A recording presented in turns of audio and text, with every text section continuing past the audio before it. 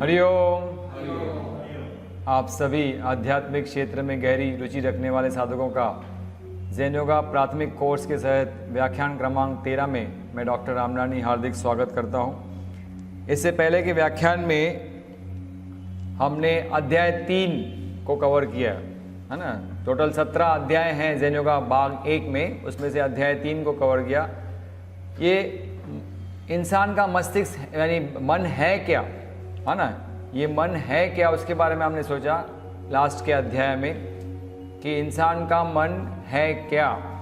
तो उसमें हमने देखा कि मस्तिष्क भी है मन से जुड़ा हुआ, है ना, और मन के उच्च खंड भी होते हैं। तो ये मस्तिष्क और मन में क्या अंतर है उसके बारे में हमने देखा कि मस्तिष्क क्या है और मन क्या है। मस्तिष्क क्या है, दृश्य है, और मन क्या है, अदृश्य है।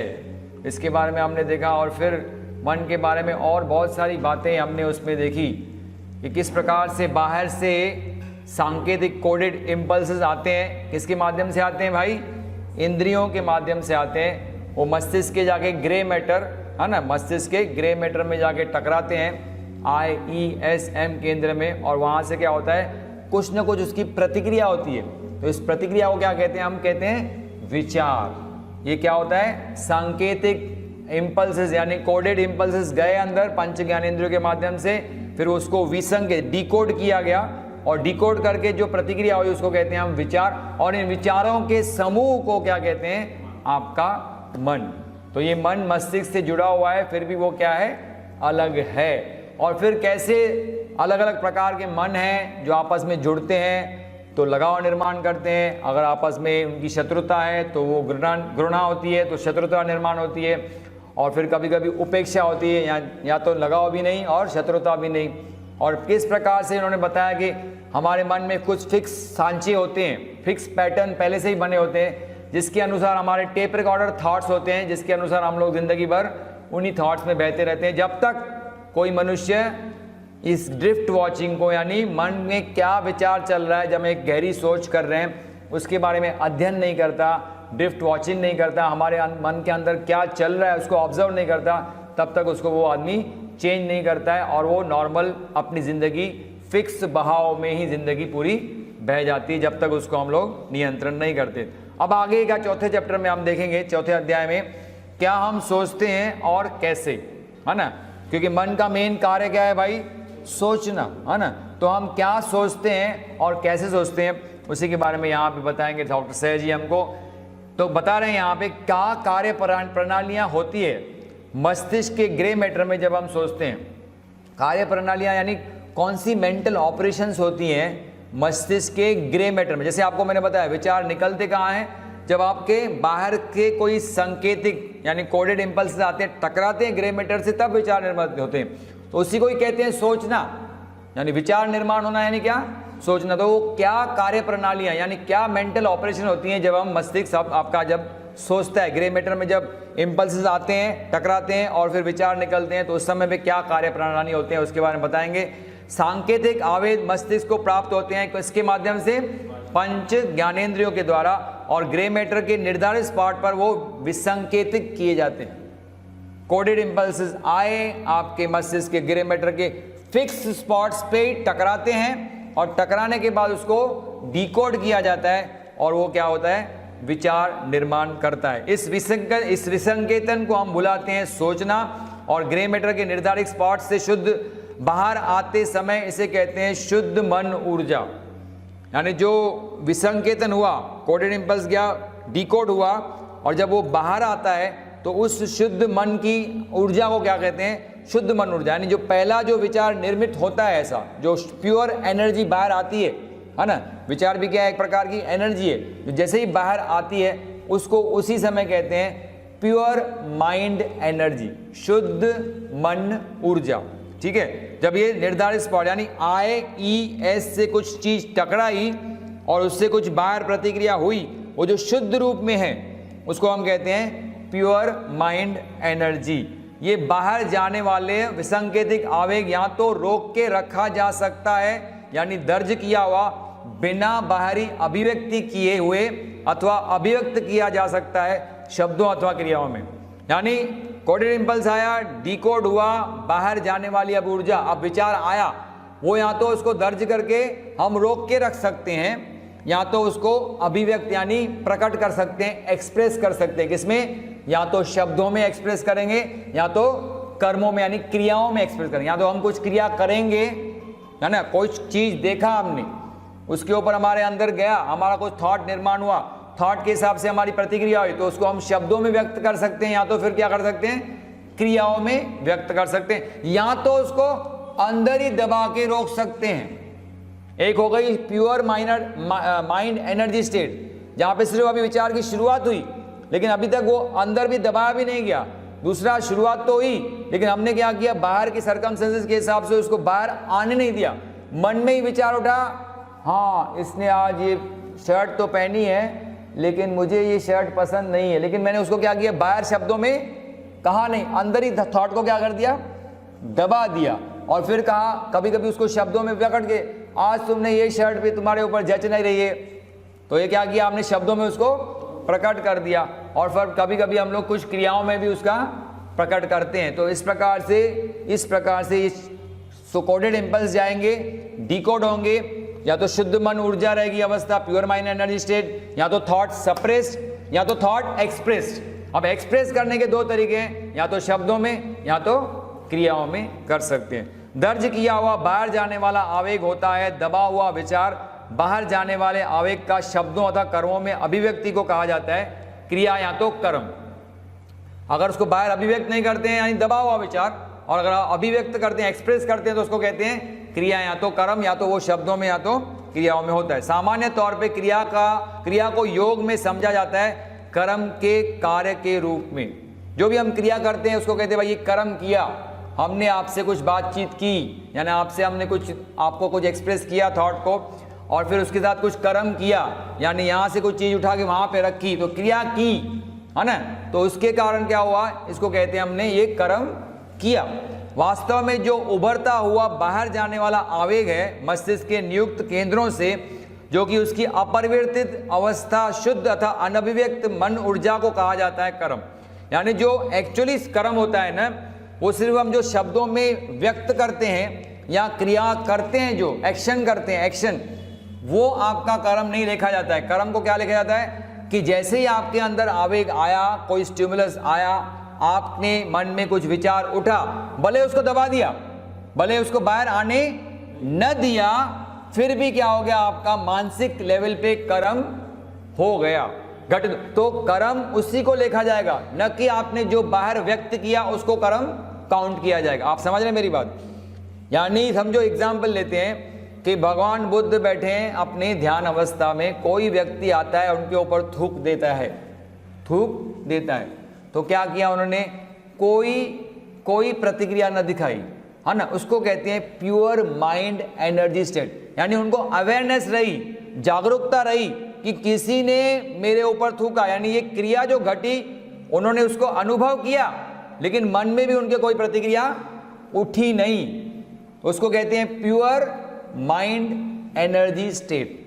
अब वही किसी ने थूक दिया और हमारे मन में तो गुस्सा तो आया, यानी गुस्सा आया कि उसको भी पकड़ के मारूं, लेकिन अल्टीमेटली सर्कमस्टेंसेस के हिसाब से हमने कोई प्रतिक्रिया नहीं की। क्योंकि समझो कोई सत्संग में बैठा हो और किसी के ऊपर कोई थूक जाता है, तो सडनली गुरु उठ के उसको प्रतिक्रिया नहीं करता है, तो उसने क्या किया, थॉट तो उठा था कि सामने वाले के ऊपर गुस्सा आया, लेकिन उसको क्या किया उन्होंने, उधर ही दबा दिया, बाहर एक्सप्रेस करने नहीं दिया। इसको कहते हैं थॉट सप्रेस। तो कर्म हमारा ये लेवल पे घट चुका, जो हमने विचार कर दिया उसका मतलब आपका कर्म हो गया।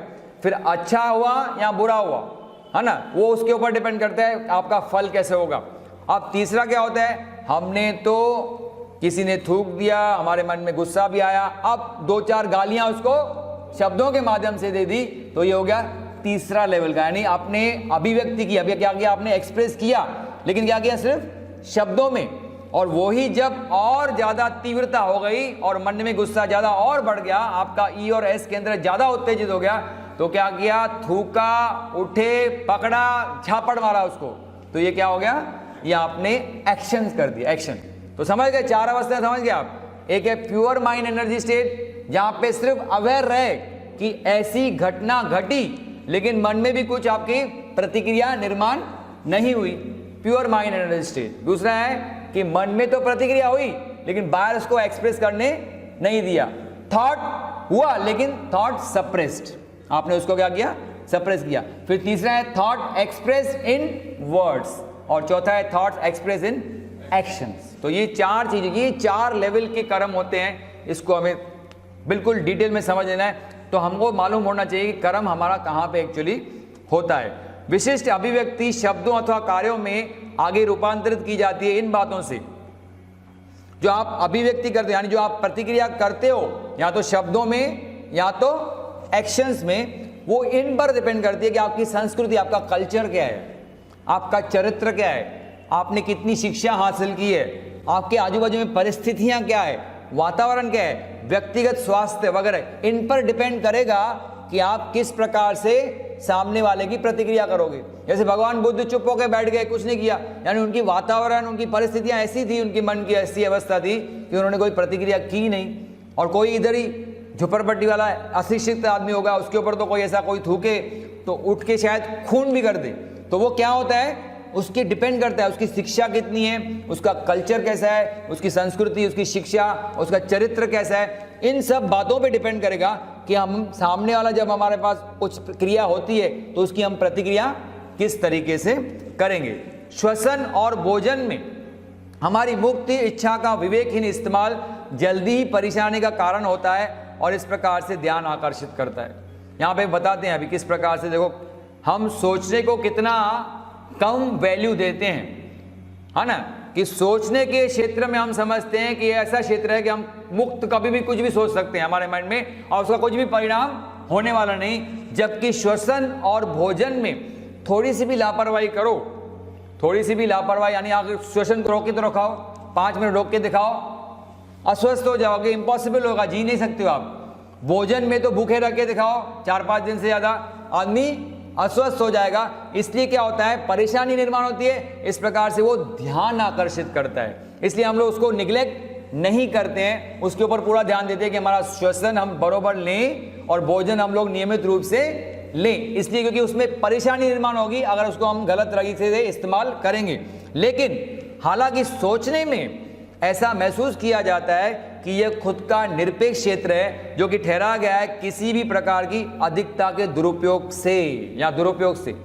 यानी यहाँ पे आप सोचने में ऐसा सोचते हो कि हम कुछ भी सोचते हैं उससे क्या फर्क पड़ता है, अंदर ही सोच रहे हैं ना, बाहर किसको तकलीफ थोड़ी दे रहे हैं। तो हमको लगता है ये हमारा क्या है, स्वतंत्र क्षेत्र है जिसे हमारे पास मुक्त इच्छा दी गई है, हम जैसा चाहें उसको इस्तेमाल करें और उसका कुछ फल हमको भोगना नहीं पड़ेगा। हम इसलिए ललचा जाते हैं या यह महसूस करने को कि हम सुरक्षित हैं, भले कितना ही हम लिप्त क्यों न हो, गलत इस्तेमाल करने में अपनी मुक्त इच्छा का, और अनुमान लगाते हैं कि इससे कोई भी मुसीबत आएगी नहीं। हम सोचते हैं कि हम मन के अंदर क्या विचार करते हैं इससे क्या फर्क पड़ता है, बाहर तो मैंने कुछ गलत काम नहीं किया ना भाई, तो इसलिए हम उसका बिंदास दुरुपयोग करते हैं। मन में किसी के प्रति भी क्या भी विचार लाते हैं और हमको लगता है उससे हमको कोई परेशानी आने वाली नहीं है। यह एक चौड़ा विस्तृत क्षेत्र है जहां पे कोई महसूस करता है मैं मास्टर हूं उन सभी का जिसका मैं सर्वेक्षण करता हूं, मेरा अधिकार है और कोई विवाद करने वाला नहीं। ये मेरा माइंड क्षेत्र है ना, मेरा मन का क्षेत्र है, मैं इसका मास्टर हूं, मैं कुछ भी कर सकता हूं, इसमें कोई किसको डिस्टर्ब तो नहीं कर रहा हूं मैं। तो इसलिए आदमी सोचता है कि मैं यहाँ पे कुछ भी विचार ला सकता हूं अपने मन में और इससे कुछ फर्क पड़ने वाला नहीं है। इस क्षेत्र में कुछ रंगते हैं चित्र, कुछ रचते हैं गाने अथवा संगीत, यानी अथवा मन में विचार करते रहते हैं, है ना। तो कुछ क्या करते हैं, कुछ चित्र बना लेते हैं मन में, है ना, कोई प्रतिक्रिया मन में हो गई तो चित्र बना लेंगे, कोई फिर गाने रचते हैं, कोई संगीत, कुछ दिन स्वप्न देखते हैं। जैसे आपको मैंने बताया जो डिप्रेस लोग होते हैं, जो संशय में होते हैं, वो दिन भर सिर्फ बहते रहते हैं और दिन में सपने देखते रहते हैं। कुछ पुलों को पार करते हैं उनको आने से पहले, कुछ प्रगति करते हैं, कुछ अतीत में चले जाते हैं और कुछ भविष्य की कल्पना करते हैं। यानी ये विचार क्षेत्र इतना है, विस्तृत है कि यहाँ पे कोई लिमिटेशन है ही नहीं, कोई क्या कर सकता है कुछ पता ही नहीं उसका, क्योंकि क्या है अंदर ही अंदर मन में ये क्या होते हैं विचार आते रहते हैं और उनमें हम लोग कुछ भविष्य में चले जाएंगे, कभी अतीत में चले जाएंगे, इसका कोई लिमिटेशन नहीं है। सभी को भरोसा होता है कि ये संपूर्ण निजी मैदान है, ये मेरा अपना मैदान है। हाँ, क्या? क्योंकि अपना माइंड है ना, अपना ब्रेन है, अपना माइंड है, अपना मैदान है, और ये पूरी तरह से हानि रहित है, इससे कोई हानि होने वाला नहीं है, क्योंकि हमने अभी तक कुछ भी अभिव्यक्त नहीं किया है शब्दों और कार्यों में। मेन तो यही प्रॉब्लम होता है कि लोग ऐसे ही सोचते हैं कि भाई हमने तो कोई गलत काम किया ही नहीं है इस दुनिया में, फिर हमको भगवान ऐसे फल क्यों देता है, फिर हम क्यों भुगत रहे हैं। ये पता ही नहीं है कि मानसिक लेवल पे हम इसको इतना विस्तृत केंद्र बना चुके हैं, क्षेत्र बना चुके हैं, और वहाँ पे हम कहाँ कहाँ पे कौन कौन से विचार नहीं लाते हैं जिसकी कोई लिमिटेशन है ही नहीं। और यही आपका वास्तविक कर्म घटता है, इसलिए लोगों को भुगतना पड़ता है, न कि केवल आप जो शब्दों और कार्यों में क्रियाएं करते हैं उसलिए भुगतना नहीं पड़ता है, यहाँ पे आपका कर्म घट जाता है। ये बहुत इंपॉर्टेंट है कि इसलिए हमको क्या करना है, ड्रिफ्ट वॉचिंग करना है। ड्रिफ्ट वॉचिंग का मतलब क्यों है? क्योंकि ये जो हमारे मन भटकता है और ऐसे ऐसे उल्टे सुलटे विचार किसी के प्रति आते रहते हैं, वहाँ पे हमारे कर्म होते रहते हैं और उसका फल हमको भुगतना ही पड़ता है। ऐसा नहीं कि पास में कुछ पाप किए थे, अरे रोज कर रहे हैं, रोज अपने मन में ऐसे गलत गलत विचार किसी के प्रति आते रहते हैं और वो दर्ज किए जाते हैं। वो क्या किए जाते हैं? दर्ज किए जाते हैं, और उसी का ही फल हमको भुगतना पड़ता है। शायद कुछ लोगों को ये भी लगता हो कि कोई कर्मा कहीं निर्मित ही नहीं हुआ है। 4 अवस्थाएं जो निर्माण होती है जब सांकेतिक आवेग मन मस्तिष्क से प्राप्त किए जाते हैं और विसंकेतित किए जाते हैं। मैंने आपको कहा ना कि बाहर से आवेग आते हैं, कोडेड इंपल्स इंद्रियों के माध्यम से ग्रे मैटर में जाते हैं, उसको डिकोड किया जाता है। तो 4 अवस्थाएं जो अभी बताई, फिर से उनका रिवीजन कराते हैं डॉक्टर सैर जी। पहली क्या अवस्था थी? शुद्ध मन ऊर्जा अवस्था, प्योर माइंड एनर्जी स्टेट। यहाँ पे कोई प्रतिक्रिया ना हुई, सिर्फ आपने क्या चीजें घटी सराउंडिंग में उसके प्रति आपकी जागरूकता रही, लेकिन मन में एक थोड़ा सा भी प्रतिक्रिया नहीं उठी। ये सिर्फ उन लोगों की हो सकती है जिनके हायर केंद्र यानी higher centres of the brain यानी माइंड यानी क्या बोलते हैं उसको, खंड 2, ब, 3 और 4 जागृत हो चुका है, वो कोई रिएक्शन नहीं देंगे। बाकी तो हमारे जैसे साधारण लोग तो बैठे ही हैं, क्या या तो दूसरी या तो तीसरी या तो चौथी अवस्था। दूसरी अवस्था क्या है? ठहराव की अवस्था में रखे गए यानी विचार दबे हुए, यानी विचार तो निर्मित हो चुका, प्रतिक्रिया तो हुई, लेकिन हमने क्या किया? सरकमस्टेंसेस ऐसे हैं, लोग बैठे हैं, इनके सामने कैसे हम प्रतिक्रिया करें, तो उसको क्या किया? थॉट को हमने दबा दिया। शुद्ध मन ऊर्जा तीसरा नंबर क्या है? जो कार्यों में अभिव्यक्त नहीं हुई लेकिन शब्दों में अथवा मानसिक चित्रों में, यानी मन में चित्र बन गए, वो थॉट आ गया है ना, लेकिन कार्यों में अभी तक क्रियाएं हमने की नहीं, लेकिन मन में तो चित्र उसका बना ही लिया। इसको कहते हैं दिन सपना, यानी दिन में ऐसा देख लिया कि इसने ऐसा किया तो ऐसा करना है मुझे, लेकिन फिर क्या किया? या तो खाली शब्दों में अभिव्यक्त किया लेकिन अभी तक कोई क्रिया की नहीं। तीसरा नंबर। और चौथा है शुद्ध मन ऊर्जा जो कार्यों में अभिव्यक्त की जाती है, यानी एक्शंस हम लोग उसके हिसाब से करते हैं। यानी जैसे बताया कि किसी ने थूका तो उसको जाके झापड़ मार दिया, या आपने क्रिया कर दी, कर्म कर दिया, जो कि आपने एक्चुअली एक्शन के रूप में किया। कार्यों का आकलन होगा उनके इरादों के अनुसार, यानी जो कर्म आपके कटेंगे ना, वो आपके इरादे क्या हैं उसके अनुसार। और इरादे कैसे मालूम पड़ते हैं? आपके अंदर ही जब आपका थॉट निर्माण होता है उसी में मालूम पड़ जाता है कि इसका आदमी का इरादा क्या है, वहीं पे कर्म कट जाते हैं। वो जो न्याय संगत होते हैं वो साफ होते हैं, तथा वो अवैध होते हैं यानी जो गैर कानूनी होते हैं वे भी वैसे ही आंकलित किए जाते हैं, यानी दर्ज दोनों सेम होते हैं, भले आपका अच्छा विचार हो या बुरा विचार हो, दर्ज सेम होंगे, लेकिन इरादा क्या है? इरादा क्या? आपका किसी को मदद करने का इरादा है, या बाहर से तो आवेग आएंगे आपके ब्रेन में दर्ज होंगे यानी ग्रे मैटर में, लेकिन आपके अंदर का इरादा क्या है ना, अंदर माइंड में आपने क्या सोचा उसके ऊपर निर्भर करेगा कि आपको कौन सा उसका फल मिलेगा। हम कहते हैं हालांकि इन 4 अवस्थाओं में कुछ फर्क नहीं है जैसे ऊपर समझाए गए, यद्यपि कानून की नज़रों में फर्क हो सकता है, क्योंकि कानून आपको देखेगा कि आपने मन में क्या सोचा उसके ऊपर आपको सजा नहीं मिलेगी। आपने खून किया उसकी सजा मिलेगी, आपने खाली खून करने का सोचा मन में उसकी थोड़ी सजा मिलेगी आपको, नहीं। या आपने किसी को गालियां भी दे दी तो उसके ऊपर आपको इतनी सजा नहीं मिलेगी, लेकिन जो एक्शन किया, कर्म किया, खून किया, मारा किसको, उसकी सजा आपको मिल सकती है। मूल रूप से जितना विचार का ढांचा मुक्त होगा उतना ही हमारी मुक्त इच्छा होगी शुद्ध मन ऊर्जा अवस्था में। यानी जितना विचार कम होंगे उतना ही वो प्योर माइंड एनर्जी स्टेट में होगी, जिसका फल हमको भुगतना यानी पहली अवस्था में होगी और जिसका फल हमको भुगतना नहीं पड़ेगा। पतंजलि मुनि ने अपने योग सूत्र किताब 1 में, अब यहाँ पे बोल रहे हैं किताब 1 में, जबकि ये सारे सूत्र जो दिए हैं वो पाद 1 पतंजलि के आपको मालूम है 196 सूत्र हैं जो उन्होंने 4 पादों में डिवाइड किए, 4 चैप्टर्स। पहला पाद है समाधि पाद। तो अभी जो सूत्र बताएंगे यहाँ पे सर जी वो पाद 1 से ही लिए गए, जिसको कहते हैं समाधि पाद के सूत्र, यानी पार्ट 1 के सूत्र। उसमें बताते हैं, जो बता रहे हैं कि स्पष्ट रूप से बता दें, जो कि हमारे दिनों में भी अभी तक कठिन है समझना।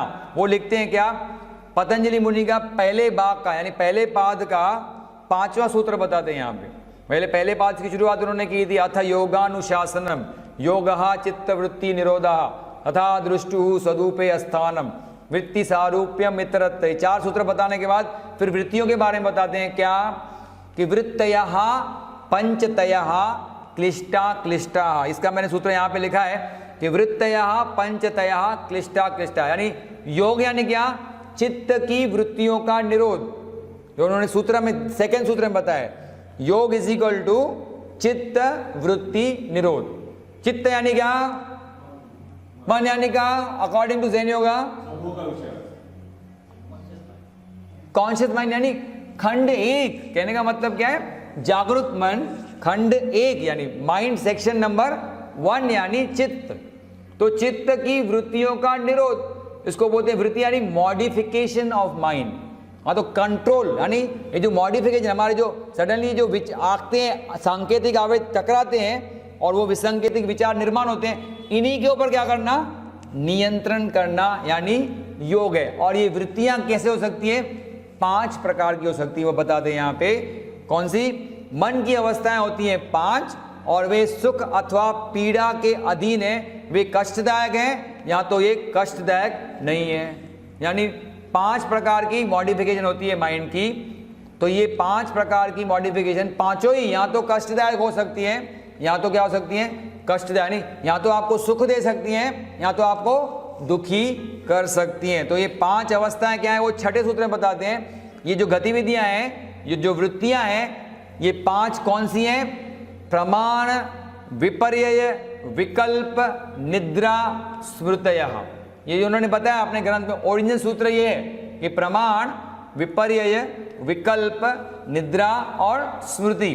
लेकिन यहां पे क्या बताया, उसका मीनिंग क्या है, प्रमाण यानी सही सही ज्ञान, दूसरा क्या है विपर्यय यानी गलत ज्ञान या तो झूठा ज्ञान, कल्पना, विकल्प, प्रमाण, विपर्यय, विकल्प, विकल्प यानी कल्पना, है ना, फैंसी, जिसको आप कल्पना कर रहे हो खाली, है ना, सच्ची घटना है नहीं लेकिन आपने मन में क्या की, कल्पना की। सही ज्ञान यानी एग्जैक्ट नॉलेज, और वो किसका विशेषता है सही ज्ञान देना हमको, कौन से केंद्र का, आय केंद्र का। गलत ज्ञान यानी आय नेगेटिव, सही ज्ञान यानी आय पॉजिटिव, और कल्पना यानी फैंसीज यानी किसका बताया था मैंने आपको, ई, है ना, फैंसीज, कल्पनाएं करना। जैसे आपको बताया था उधर कि बारबी डॉल अच्छी लगती थी डॉक्टर अपना आशीष शुक्ला की वाइफ को, और उन्होंने उसको, उसकी कल्पना थी कि मुझे ऐसी डॉल चाहिए, है ना, तो वो कहते हैं वो किसका मेन विशेषण है, ई केंद्र का। तो ये कल्पना, और चौथा है निद्रा यानी नींद, और पांचवा है स्मृति यानी आपकी मेमोरी। तो ये क्या है, 5 प्रकार की आपकी वृत्तियां हैं जिसको कहते हैं मॉडिफिकेशन ऑफ द माइंड, और ये या तो सुखदायक हो सकती हैं या तो कष्टदायक हो सकती है। यहाँ पे वो बता दें सूत्र नंबर 6 में, और फिर आगे बता दें सूत्र नंबर 12 में आते हैं। अब इन वृत्तियां तो है, ये मॉडिफिकेशन ऑफ माइंड है, ये आपको मालूम पड़ा कि ये मन के ऐसे 5 वृत्तियां हैं, तो इनके ऊपर नियंत्रण कैसे लाएं, क्योंकि योग चित्त वृत्ति निरोध है, यानी योग यानी इन वृत्तियों के ऊपर हमको क्या करना है, कंट्रोल करना है, इनको नियंत्रित करना है। तो ये नियंत्रित कैसे कर जाएंगी, उसके लिए 2 मार्ग बताए पतंजलि ने।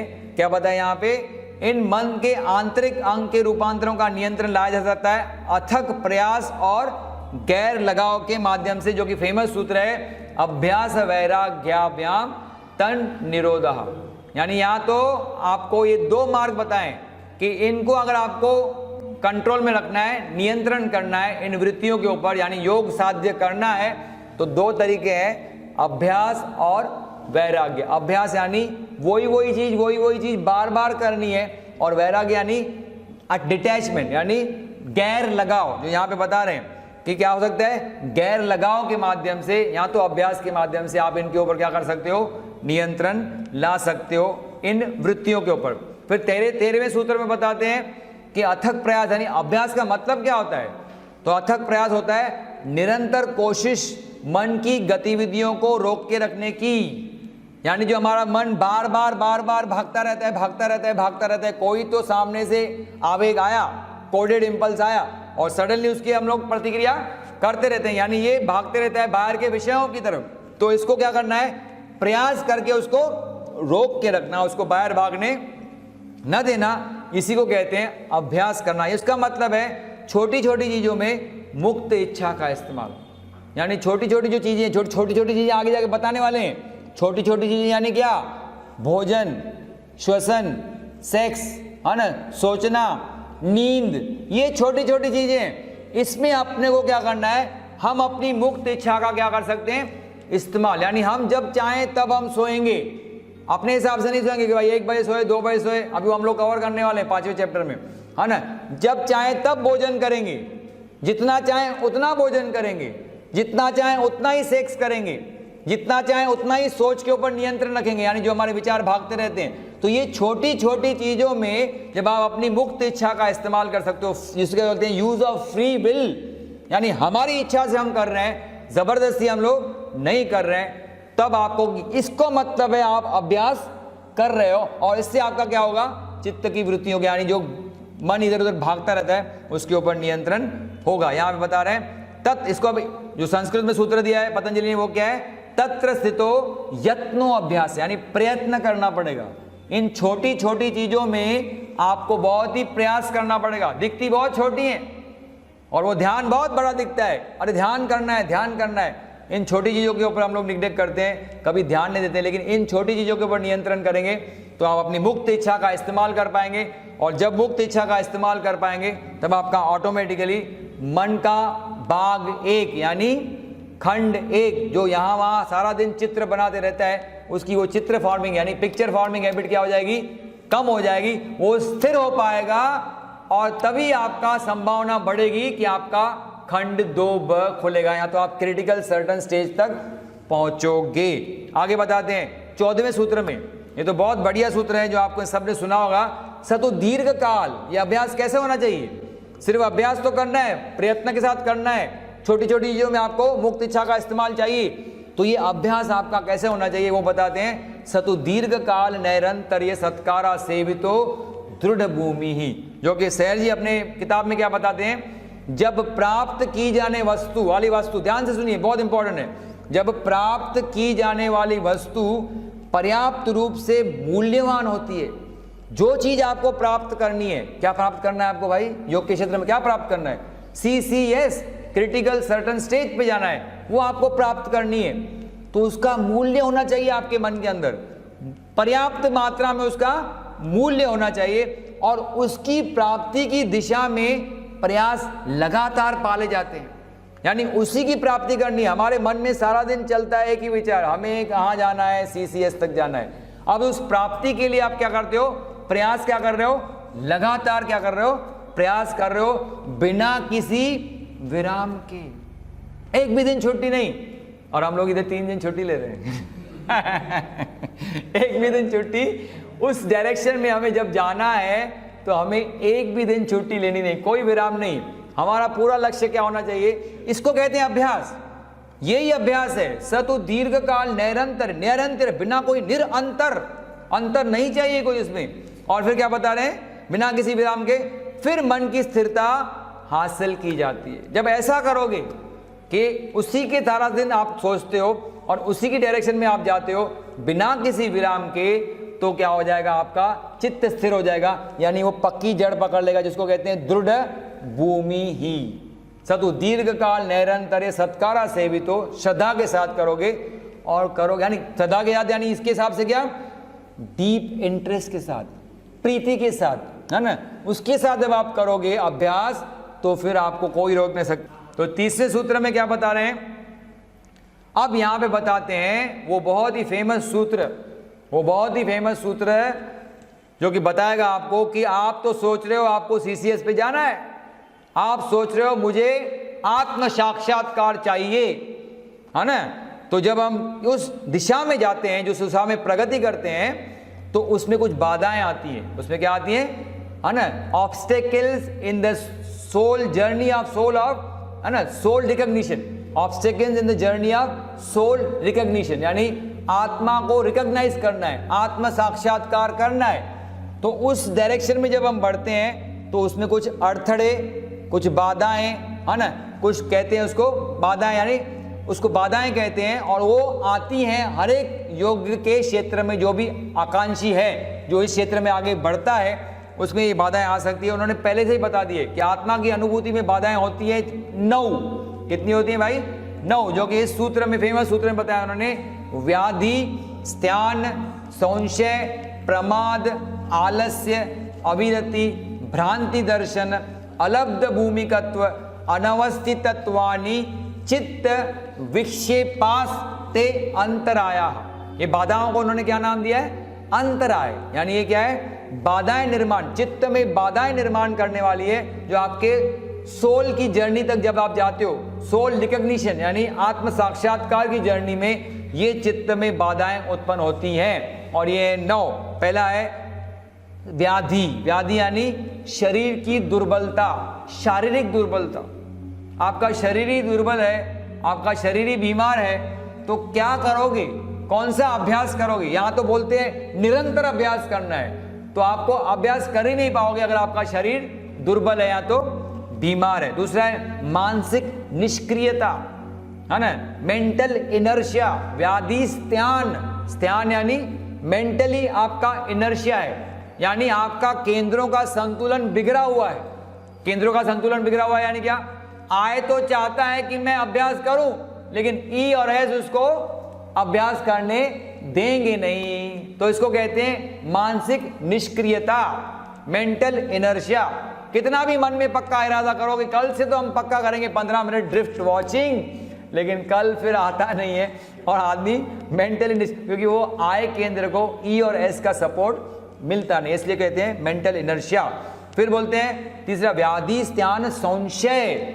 संशय का मतलब होता है डाउट, और यहां पे उन्होंने दिया है गलत सवाल। ये सवाल उन्होंने लिखा है, लेकिन गलत सवाल आते कभी हैं? जब हमारे मन में डाउट होते हैं, है ना, कोई चीज समझ में नहीं आएगी तो गलत सवाल ही पूछते रहेगा आदमी, तो ये होता है संशय। अगर आपको इस फील्ड में संशय है, पतंजलि मुनि के बारे में संशय है, योग के प्रति संशय है, ज़ेन योगा में क्या लिखा है उसके प्रति डाउट करते हो कि ये बराबर है कि नहीं, तो आप कभी अभ्यास कर नहीं पाओ, और जब तक अभ्यास नहीं करोगे तब तक वो जर्नी आपकी बाधित होने ही वाली है। फिर प्रमाद, सबसे बड़ी प्रॉब्लम, है ना, व्याधि स्त्यान संशय प्रमाद। प्रमाद यानी जानबूझकर, सोच समझकर की जाने वाली गलती को कहते हैं प्रमाद। यानी सब मालूम है, लेक्चर अटेंड कर चुके हैं, पता चल चुका है हमारे मन के केंद्र क्या हैं, और ये भी पता चल गया है कि ड्रिफ्ट वॉचिंग से इतने फायदे हमको मिल सकते हैं, या आगे जाके आपको बता दिया स्लीप कैसे करनी है, नींद कितने घंटे करनी है, वो भी सब मालूम है कि नींद ऐसे ऐसे घंटों में करेंगे तो इतना लाभ हमें मिलेगा, जो कि अगले चैप्टर में हमको बताएंगे। फिर भी हम उसको फॉलो नहीं करते हैं, इसको कहते हैं प्रमाद। लेकिन हम लोगों को कोसते हैं कि हम ये क्यों करते हैं, हमको कभी समझता ही नहीं क्यों करते हैं, क्योंकि कभी उसमें गहरी रुचि निर्माण हुई नहीं है, और आय केंद्र आपका बेचारा दबा हुआ है ई और एस केंद्र की वजह से, इसलिए वो प्रमाद करता है। फिर क्या बोलते हैं? आलस्य, शरीर का आलस्य। लेकिन शरीर का आलस्य भी जुड़ा है मन से, है ना, मन उसको प्रेरणा देता है और उत्तेजना देता है तो वो मस्त चलता है, उत्साह होगा तो काय का आलस्य, उत्साह निर्माण ही नहीं होगा तो सारा दिन आलस्य, सारा दिन सो ही रहोगे, छोड़ो भाई कौन करता है, कल करेंगे, अभी तो नहीं करेंगे, क्योंकि क्या है मन में वो उत्साह निर्माण नहीं, वो रुचि, वो प्रीति निर्माण होती नहीं है, इसलिए आलस्य। विरक्ति का अभाव, अविरति। अविरति बहुत इंपॉर्टेंट शब्द है। रति का मतलब है चीजों के पीछे भागना, दौड़ना, रमन करना। रति यानी क्या? रमण करना, यानी बाहर के आकर्षणों में, बाहर क्या चल रहा है, टेलीविजन में क्या चल रहा है, आज की क्या क्या न्यूज़ है, उसके पीछे भागना यानी रति, यानी विषयों के पीछे भाग दौड़ करना यानी रति। विरति यानी उसको मन को भागना नहीं है, या विरति यानी उल्टा, रति यानी रमन करना, विरति यानी नहीं भागना विषयों के पीछे। लेकिन अविरति यानी ये विरति चाहिए, अगर आपको योग के मार्ग में आगे बढ़ना है, यानी आपको जो चीजों के प्रति आकर्षण है वो नहीं चाहिए, यानी विरति चाहिए। लेकिन क्योंकि विरति होती नहीं है, उसको बोलते हैं विरति का अभाव, यानी अविरति। यानी अल्टीमेटली आप क्या करोगे, रति हो या अविरति, उसका मीनिंग सेम है कि आप विषयों के पीछे दौड़ते रहोगे, जो कि बहुत ही उल्टा है, जो हमें नहीं चाहिए। क्योंकि अगर आपको यहाँ पे योग के प्रति गहरी रुचि निर्माण करनी है तो इन विषयों को छोड़ना पड़ेगा, नहीं तो उत्साह उधर है तो यहाँ उत्साह निर्माण होता नहीं है, इसलिए हम लोग की प्रीति जुड़ती नहीं है, इसलिए हम उसका अभ्यास नहीं करते, क्योंकि हमारे मन में उत्साह रहता ही नहीं है। और इसलिए 2 दिन करते हैं, 4 दिन नहीं करते हैं, उसका कारण ये है अविरति। उसके बाद बता दें गलत धारणा, यानी क्या, व्याधि स्नान संचय प्रमाद आलस्य अविरति भ्रांति दर्शन।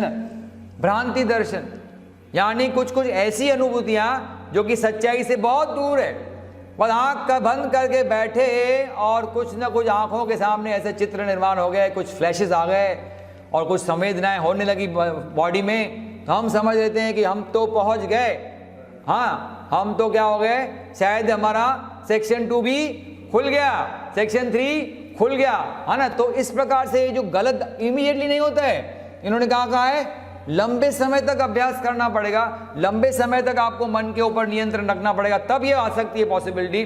तो अब थोड़ा ही शुरू किया और ऐसी कुछ अनुभूति आ गई, और हम तो फिर चाहते हैं कि रोज रोज वही अनुभूति आए, और वो तो रोज आती नहीं है, कभी कभार आ गई ऐसा फ्लैश आया आपके माइंड में, तो वो आती नहीं है, तो हमारा फिर उत्साह उसमें से निकल जाता है, हम सोचते हैं हमारे लिए नहीं भाई छोड़ो। तो इसलिए क्या होता है, भ्रांति दर्शन से बचना है। ऐसे कुछ अनुभव स्टार्टिंग में आए तो समझो ये ऐसे ही रास्ते में आने वाले ये जो तकलीफें हैं, इससे हमको दूर भगाना है। अब वो दिन, अभी भी वो दिन क्या है, बहुत दूर है। कैसे पता चले आदमी को कि आदमी सीसीएस के नज़दीक पहुंचता है? कैसे पता चले कि आदमी सीसीएस के नज़दीक पहुंचा है कि नहीं? उसके लिए भाग 2 में सर जी 3 गुणों के बारे में बताते हैं। जब ये 3 गुण आप में आ गए, समझो आप सीसीएस के बहुत नज़दीक पहुंच रहे हो। 3 चीज़ें आपसे निकल जानी चाहिए, पैशन, इग्नोरेंस, एंगर। मैंने उसको ऐसा एक्रोनिम दे दिया है, PIA, पाकिस्तान इंटरनेशनल एयरलाइंस, यानी PIA यानी पैशन, इग्नोरेंस, एंगर। ये 3 चीजें अगर आपसे चली गई, यानी आप बहुत ही नजदीक हो किससे? CCS से। पैशन यानी क्या? जुनून, है ना। हर एक चीज करने का क्या होता है? जुनून होता है, जुनून, करना है करना है। ज्यादा करके नेगेटिव्स में होता है ना। तो कहने का मतलब क्या है, बस ये करना है, वो करना है, आज तो जाना है, पार्टी में जाना ही है ना, कल यहाँ जाना है, वहाँ जाना है, ये जुनून होता है हमको, ये काम करना है, वो काम करना है। तो कहने का मतलब क्या है, ये जुनून, यानी आपका मन अभी तक स्थिर नहीं है, वो बहुत ही भागता रहता है, इसलिए सीसीएस से बहुत दूर हो। फिर क्या है? इग्नोरेंस यानी अज्ञान। इग्नोरेंस का मतलब क्या होता है? अज्ञान दूर हो जाएगा। अभी तो हम अज्ञान में ही हैं, हमको लगता है हमको बहुत कुछ आता है, हम बहुत कुछ किया है हमने। अरे नहीं किया है भाई, बहुत कुछ करना है बाकी, है ना, बहुत कुछ ज्ञान हासिल करना है।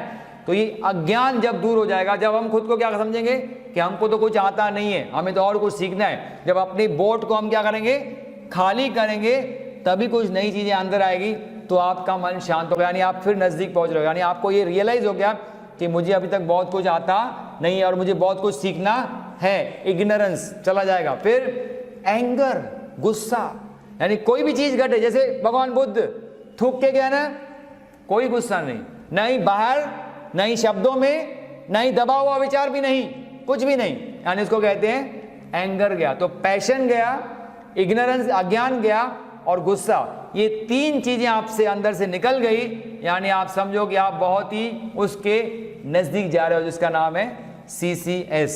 तो इस प्रकार से कह रहे हैं, तो ये गलत धारणा निकाल देनी है। अभी तक ये गए नहीं ना, गुस्सा तो बहुत है, अज्ञान तो बढ़ा ही पड़ा है, और पैशन तो बहुत है, चीजों के पीछे बस चाहिए, आकर्षण चाहिए, ये भी चाहिए, वो भी चाहिए, वो भी चाहिए, उसका मतलब है हम बहुत दूर हैं। तो ये धारणा भूल जाओ कि हम लोग पहुंच गए वहां पे, ठीक है। और आठवां है एकाग्रता प्राप्त करने में असमर्थता।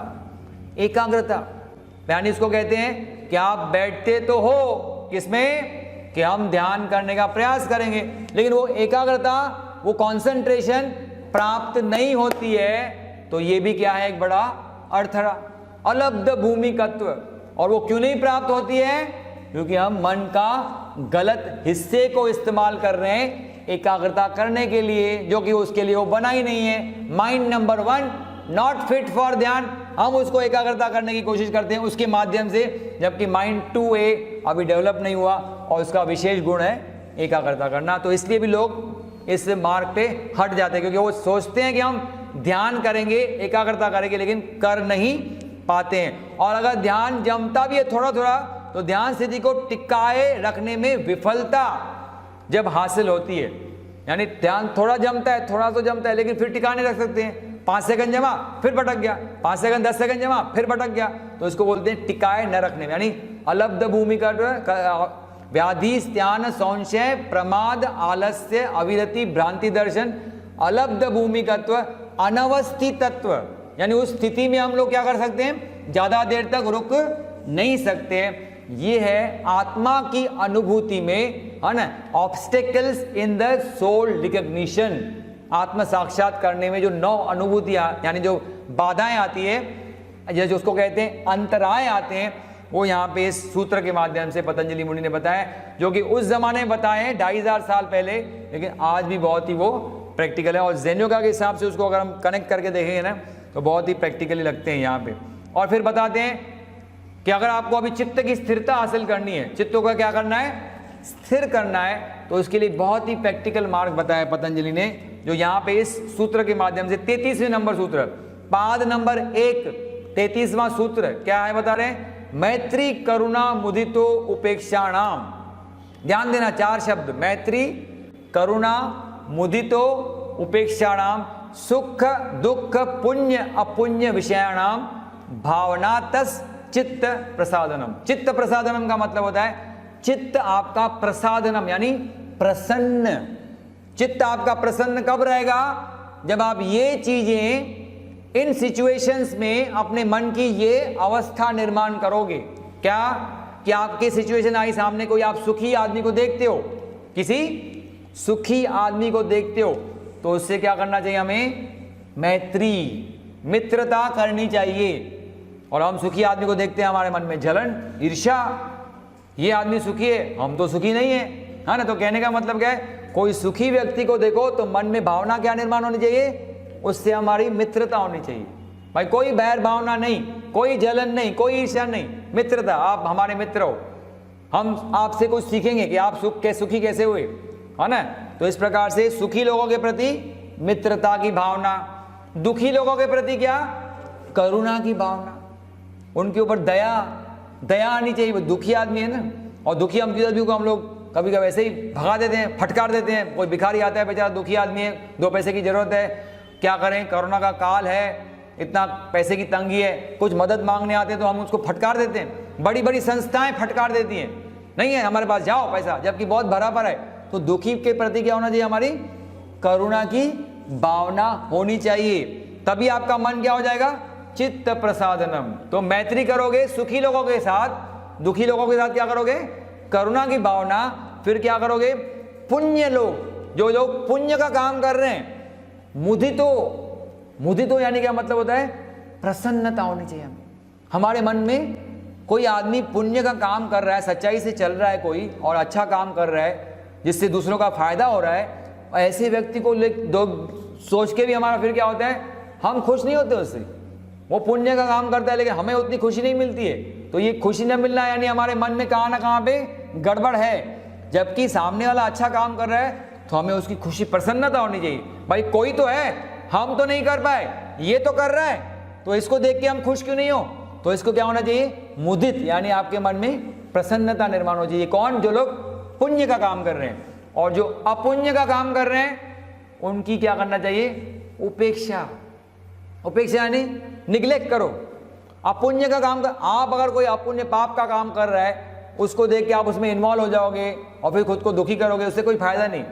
कोई पापी आदमी है, आपको कोई दुष्ट है जो आपको तंग कर रहा है बार बार, है ना, तो भी क्या करने का, उसकी क्या करने का सबसे बेस्ट रास्ता है, उसकी उपेक्षा करो, उसको निग्लेक्ट करो। उसको अगर वो आपको तंग करता है और आप उसको प्रतिक्रिया करोगे तो और तंग करेगा आपको, तो उससे क्या होगा, आपका चित्त प्रसादनम होगा नहीं, आपका मन में प्रसन्नता निर्माण होगी नहीं। तो ये 4 चीजें बताइए, ये 4 चीजें आए ना आपकी जिंदगी में, ऐसी ऐसी मन की भावना लाओ।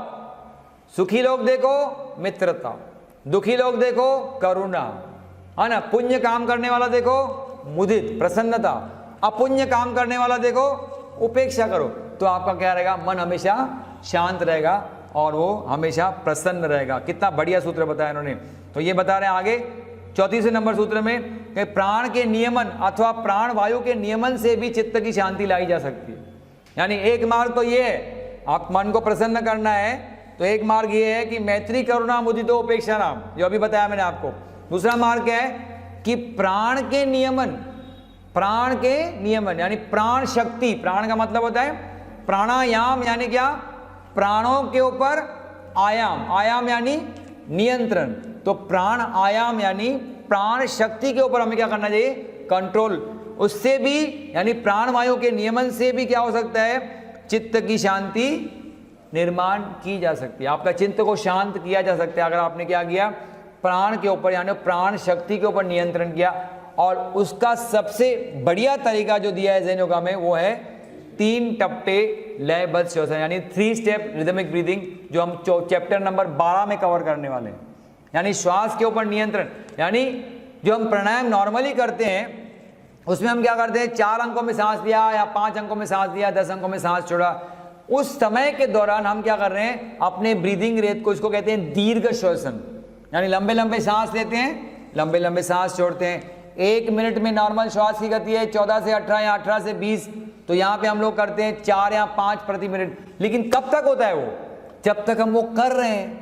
यानी 10 मिनट प्राणायाम किया तो 10 मिनट आपने क्या किया, श्वसन की गति को कम किया। बाद में क्या, बाद में वो फिर से सेम हो जाती है। लेकिन एक ऐसी विधि बताई है इस किताब में, जैन योगा किताब नंबर 1 में डॉक्टर सैर जी ने, जिससे आपकी परमानेंटली श्वास की गति 12 प्रति मिनट स्थापित हो जाएगी हमेशा के लिए, हमेशा के लिए। तो सोचो जो 18 थी वो 12 हो जाए, यानी प्रति मिनट 6 श्वसन हम बचा रहे हैं। तो जितने श्वसन की मात्रा कम, उतना ही आपकी विचारों की मात्रा कम हो जाएगी।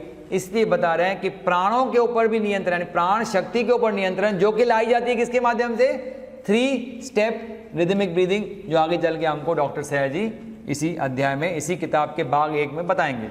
फिर उसका मतलब क्या है, जो संस्कृत में सूत्र है वो है प्रच्छर्दन विधारणाभ्याम वा प्राणस्य, यानी प्राणों के ऊपर, यानी प्राणस्य यानी प्राणों के ऊपर, यानी प्राण शक्ति के ऊपर नियंत्रण लाने से भी आप क्या कर सकते हैं, मन को नियंत्रण यानी स्थिरता ला सकते हैं।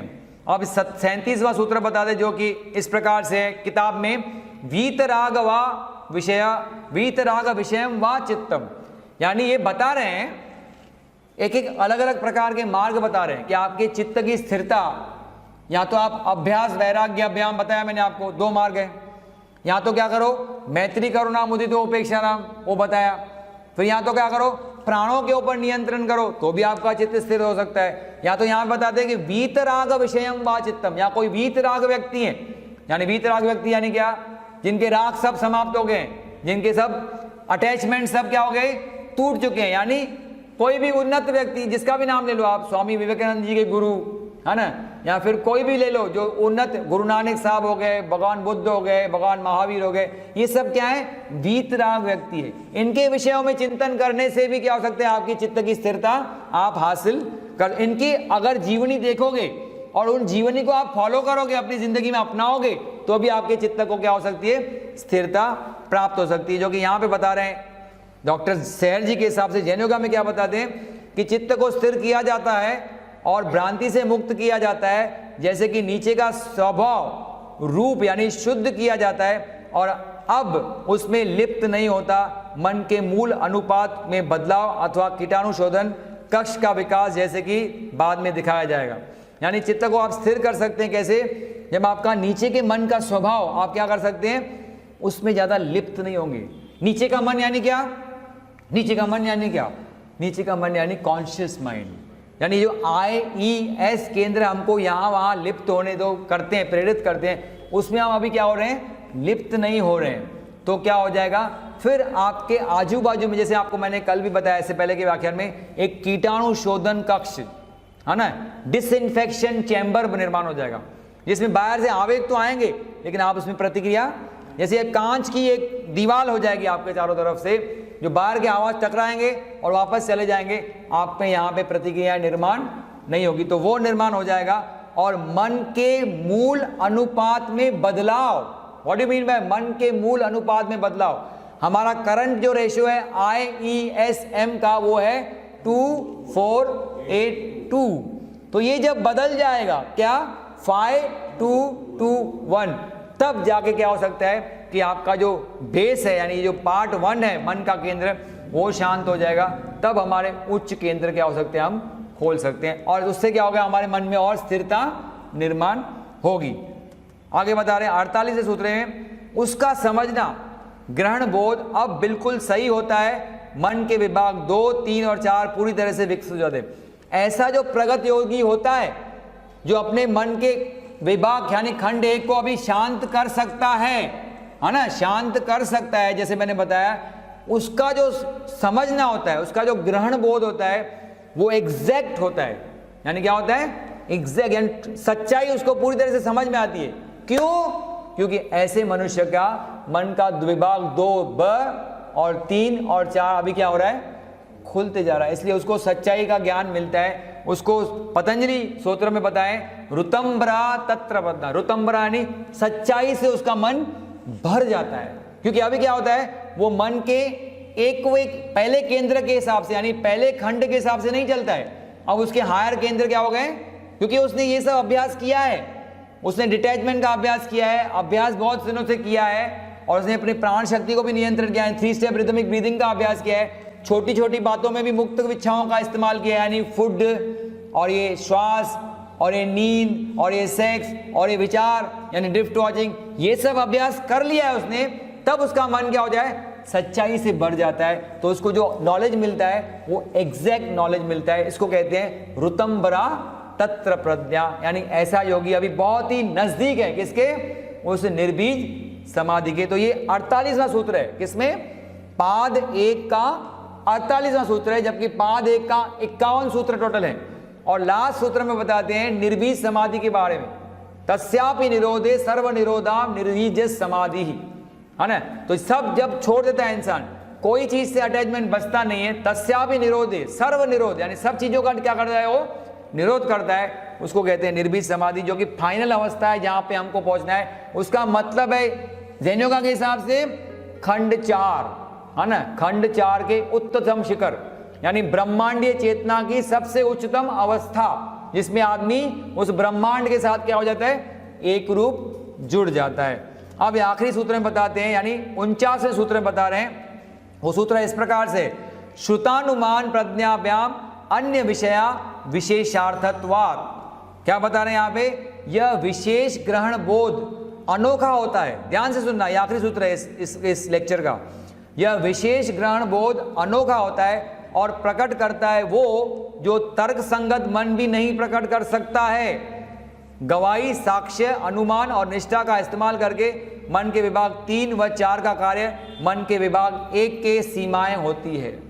यानी ये जो विशेष ग्रहण होता है, अभी उसको क्या हो गया है, उसके मन के खंड 2 ब 3 और 4 अभी क्या हो रहे हैं, खुल गए, तो उसको विशेष ग्रहण बोध होता है, वो विशेष चीजों को समझ सकता है जो कि कभी संभव नहीं होता है समझना, किसके माध्यम से, मन के खंड 1 के माध्यम, क्योंकि मन के खंड 1 की क्या है, लिमिटेशंस, क्योंकि उसका ये काम ही नहीं है कि वो बड़ी बड़ी चीजों को हासिल कर पाए, वो बड़े उच्च खंडों से ज्ञान हासिल कर पाए, क्योंकि वो क्या हुआ है, उलझा हुआ है, क्या करने में, चित्र बनाने में। हमारे आजू बाजू में चीजें क्या घट रही है उसके बारे में उसको ध्यान रखना है, क्योंकि हमको उससे बचाना है परिस्थितियों से, तो इसलिए उसका काम ही नहीं है। तो अब जब योगी यहां पे पहुंच चुका है कि उसका मन लबालब भर गया है सच्चाई से और उसके खंड 2 ब 3 और 4 खुल गए, तो ऐसे व्यक्ति का जो ग्रहण बोध होगा, जो उसकी समझ होगी, वो कहीं ऊंची होती है, किसके अपेक्षा, जो व्यक्ति खंड 1 से काम करता है उसकी तुलना में उस व्यक्ति की क्या होती है, ग्रहण बोध। क्योंकि हम लोग ज्यादा क्या करते हैं, तर्कों से हम लोग ज्ञान हासिल करते हैं, लेकिन जो ब्रह्मांडीय चेतना पे पहुंच चुका है वो डायरेक्ट अनुभूति से उसको सब ज्ञान मिलता है। इसके लिए उसका जो समझना है वो बहुत ही हायर लेवल का होता है। तो इस प्रकार से अब वो योगी बहुत ही नजदीक पहुंच गया है, कहां पे, निर्बीज समाधि की अवस्था। तो इस प्रकार से पतंजलि योग सूत्र में भाग 1 में कुछ कुछ सूत्रों के बारे में डॉक्टर सहज जी यहाँ पे बता रहे हैं। और इसके बाद में आगे लास्ट स्लाइड में बता दें, हम जिसका उल्लेख करते हैं खंड 1 ग्रे मैटर का अथवा मस्तिष्क का, वो होता है मन का खंड 1, अथवा जिसे योग में बुलाते हैं कामा मानस, यानी मन जो रंगा हुआ है भावनाओं से। मन जो रंगा हुआ है भावनाओं से, यानी IES केंद्र जो है, तो ये मन रंगा हुआ है, इसको कहते हैं कामा मानस। यानी उसका काम ही है सिर्फ चित्र बनाना और कोई काम नहीं है। उसे भूल से निचला ठोस मन भी बुलाया जाता है। यानी इस मन को, यानी जागृत मन को अथवा चित्त को अथवा खंड 1 को क्या कहते हैं, कामा मानस। क्योंकि ये मन किससे रंगा हुआ है, इमोशंस से, है ना, इमोशन से रंगा हुआ है, इसलिए उसको कहते हैं कामा मानस। जबकि हायर माइंड क्या है, 2B 3 और 4, वो इमोशन से रंगे हुए नहीं रहते हैं। ठीक है, आप बताते हैं कि ये एक विचार यहाँ पे देंगे, विचार है ना यहाँ पे एक, है ना, तो वो विचार देते हैं यहाँ पे हमको कि क्या विचार हमें करना है, उसके बारे में हम लोग क्या करेंगे, अगले व्याख्यान में समझेंगे कि क्या करना है, कौन सा विचार हमको देते हैं इस चैप्टर के एंड में। इसके अलावा हम लोग अब अगले व्याख्यान में देखेंगे 5वां चैप्टर, क्या हम सोएं और कितना। अब वो जो छोटी छोटी चीज़ों के बारे में बता रहे हैं ना अभी, कि छोटी छोटी बातों में मुक्त इच्छा का इस्तेमाल कैसे करें, उसके बारे में अभी हमको वर्णन बताएंगे अगले चैप्टर में, जो आपके अगले लेक्चर से हम लोग शुरुआत करेंगे। तो आज हमने क्या समझा कि मन के 4 जो मेन अवस्थाएं होती है जो विचार की, उसको समझा, और कहाँ पे हमारा कर्म घटता है उसके बारे में समझा, और कैसे योगी अभ्यास और वैराग्य से आगे बढ़ सकता है। और जब वो आगे बढ़ता है तो उसके मार्ग में कुछ रुकावटें आती हैं, तो उन रुकावटों से भी कैसे पार करना है, कैसे मन की एकाग्रता हासिल करनी है, कैसे मैत्री करुणा मुदितो उपेक्षाराम के माध्यम से यहाँ पे प्राणों के ऊपर नियंत्रण करने से हम क्या कर सकते हैं, मन को स्थिर बना सकते हैं। और ऐसा जैसे मन का स्थिरता जैसे जैसे हासिल होती जाएगी, अपने आप हम लोग क्या कर पाएंगे, मन के उच्च खंडों को ज़्यादा अच्छी तरह से खोल पाएंगे, जिससे हमारी आगे प्रगति होगी। लेकिन उस प्रगति के लिए अब जो प्रैक्टिकल मार्ग हमको बताएंगे, उसको अपनी ज़िंदगी में हासिल करना है, उसको हमें प्राप्त करना है, उसको हमें अभ्यास करके उसको क्या करना है, प्राप्त करना है, जो कि अगले व्याख्यान में हम देखेंगे कि कैसे अपनी नींद को हमें नियंत्रण करना है। और नींद को नियंत्रण करने से, क्योंकि नींद भी आपको बताया था कि एक प्रकार की क्या है, वृत्ति है। क्या बताया था, वृत्ति है। क्या, प्रमाण, विपर्य, विकल्प, निद्रा, स्मृतया, ये 5 प्रकार की वृत्तियां हैं। तो नींद भी एक इंपॉर्टेंट वृत्ति है जिसके ऊपर हमें नियंत्रण लाना ही चाहिए। इसलिए ये जो बहुत इंपॉर्टेंट चैप्टर है उसके बारे में चर्चा हम लोग अगले व्याख्यान में करेंगे। हरि ओम।